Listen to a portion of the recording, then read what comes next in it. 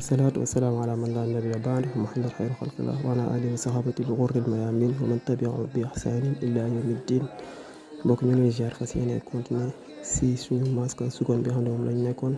masque seconde bi ñu fas yéene see continuer ak yéen incha allah.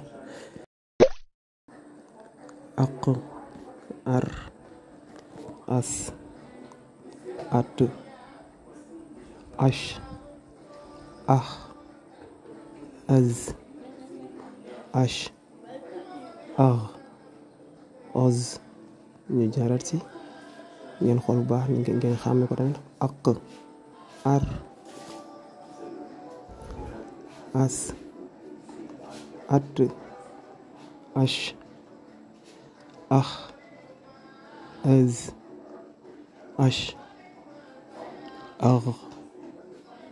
oz. léegi mbokk yi lan lañu doon léegi masque seconde bi pare nañ si léegi dar si yi ñëw incha allahu rabbi ñu commencé boole wala avant boole bi sax dañuy expliquer comme arab dafa am ay xëcc am ay madd moom mooy xëcc am ñaari masque suñu nekkee dañ koy liire pour seen ko gisee feneen léegi tamit ñu leen bàyyiloo xel bu baax gis ngeen xaraf yi ñu bind nii bu nekk si commencement baat am na ñu koy bindee bu nekk si digg baat am na ñu koy bindee bu nekk si mujjantalu baat am na ñu koy bindee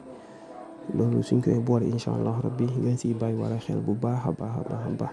soo ngeen seetloo bu baax di ngeen gis ne am na xaraf yoo xamante ne prononciation dafa ndóo comme niñ koy jàngee comme ax boobu noonu